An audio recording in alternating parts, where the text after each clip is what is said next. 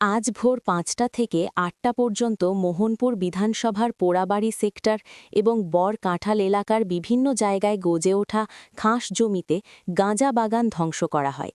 গাঁজা বাগান ধ্বংসের করার সময় গ্রামবাসীরা প্রতিরোধ গড়ে তোলার চেষ্টা করেছিল, কিন্তু পুলিশ তৎপরতার সঙ্গে টিয়ার সেল ছোড়ে এবং গ্রামবাসীদের প্রতিহত করে সফল অভিযান সম্পন্ন করে। সিধাই থানার অফিসার ইনচার্জ, মোহনপুর মহকুমা পুলিশ আধিকারিক সব্যসাচী দেবনাথ, অতিরিক্ত পুলিশ সুপার হিমাদ্রি প্রসাদ, টিএসআর ও সিআরপিএফের সহযোগিতায় মোট ৫০,০০০ গাঁজা গাছ ধ্বংস করা হয়। আগামী দিনেও এই ধরনের অভিযান লাগাতার চালানো হবে বলে জানান অতিরিক্ত পুলিশ সুপার হিমাদ্রি প্রসাদ।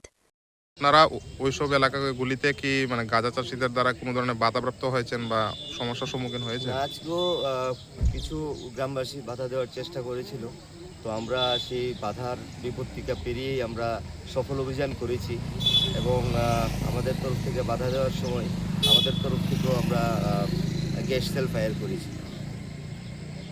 এক প্রকার বাধা প্রতিরোধের সম্মুখীন হয়ে অভিযানটা আমরা সফলভাবে অভিযান করেছি।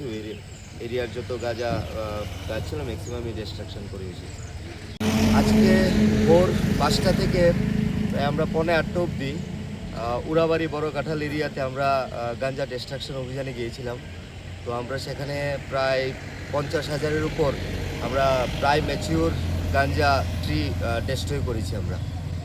তো এই ডিস্ট্রাকশনে আমাদের সাথে টিএসআর, ওমেন টিএসআর, সিআরপিএফ এবং আমাদের সিধাই পিএসের ওসি সাহেব, এসডিপিও সাহেব ছিল। তো আমরা রেগুলার বেসি এখন এটা কন্টিনিউ করব।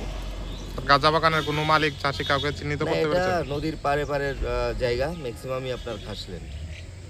বরকাটালে স্যার কোন কোন নির্দিষ্ট জায়গাগুলিতে হয়েছে কি বলতে পারবেন? দেখুন, বরকাঁঠালের এরিয়ার মধ্যে যতদূর আমি দেখেছি উড়াবাড়ির সেক্টরটা থেকে উড়াবাড়ি, বরকাঁঠাল, এই যে নদীর পার যে এরিয়াগুলো অনেক জায়গার মধ্যেই আছে। তো আমরা রেগুলার বেসিসে এখন ডিস্ট্রাকশনে নেমেছি এবং কন্টিনিউ এটা চলবে। কীরকম পরিমাণের আজকে ফোর্স নিয়ে এই অভিযানটা করেছেন এখানে? আমরা প্রায় 150-র উপর আমরা ফোর্স